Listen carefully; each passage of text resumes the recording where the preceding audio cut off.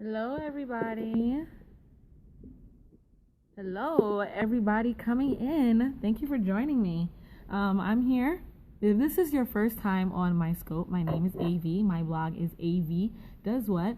I am a blogger for AV Does What and a bunch of other sites as well. And I am here at the New York Times travel show. It's been 3 days. I was here on Friday and today. Friday was a press day, and hey, how are you guys doing? Thank you for joining me.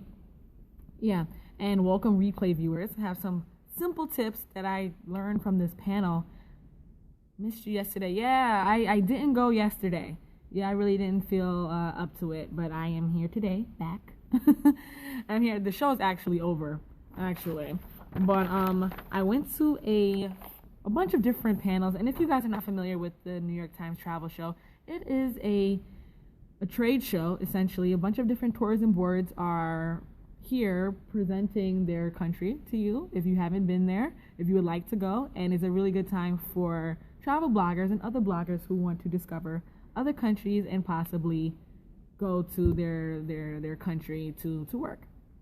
So I'm planning a trip to DR in November. Any suggestions? Okay.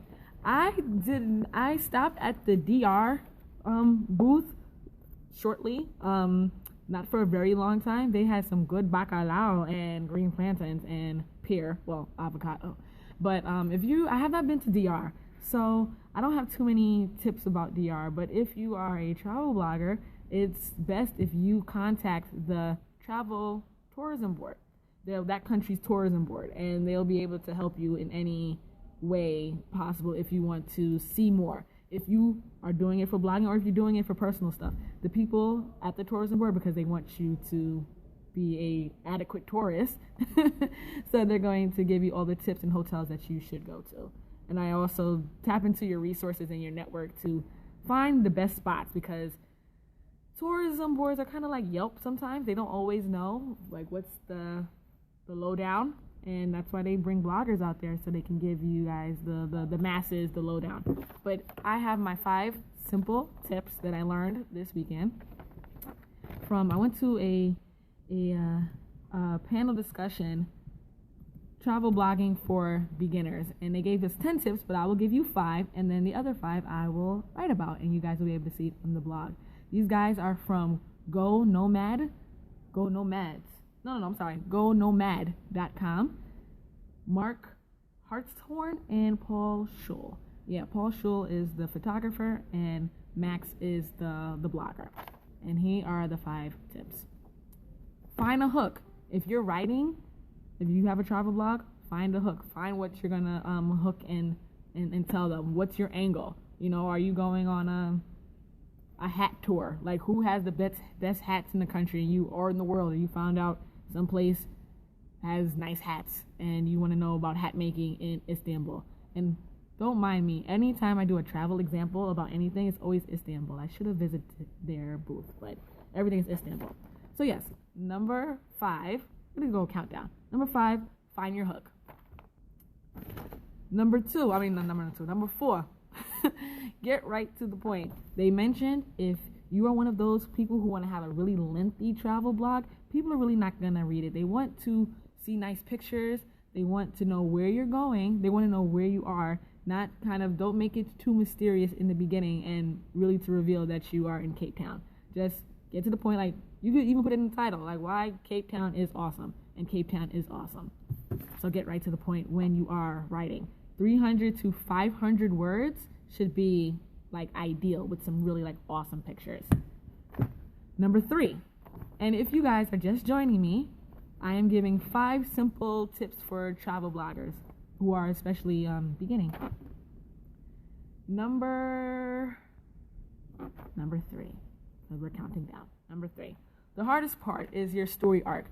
This is especially if you are one of those backpackers and you are just like traveling the whatever country you're in, and it's a story. We're really following you and what you're doing, not necessarily tips for backpackers, but you're just an interesting person, and we want to follow your story. What's the arc? What happened? Is it just like flat? Did anything happen to you? Not saying your life has to be in danger, but you do need a story arc. Did you meet some random awesome local? Like, what was the conversation that you guys had? Like, what changed? What was the turning point in your blog to keep us watching and keep us looking to see what you're doing?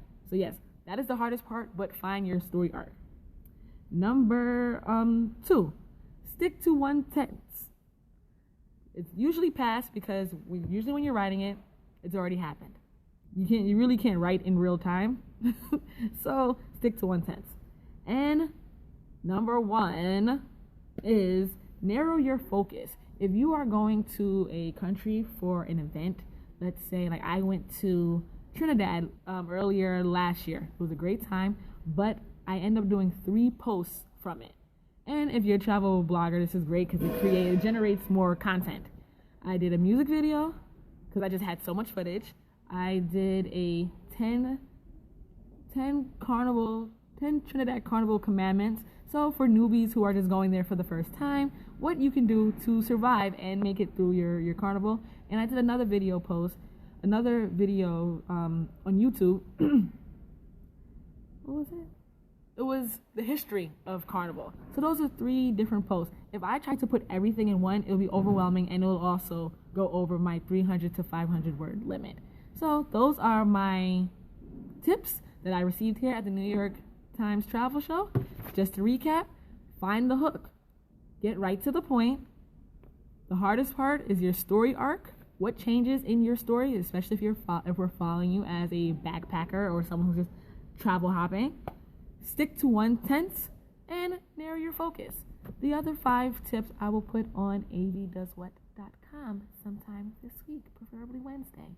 So this is it for me. I am leaving because the show is over and I just wanted to give you guys these tips right now. So if you are a blogger, you want to write, go out there and write and share these tips with your friends because everybody wants to blog, and just do it right, okay?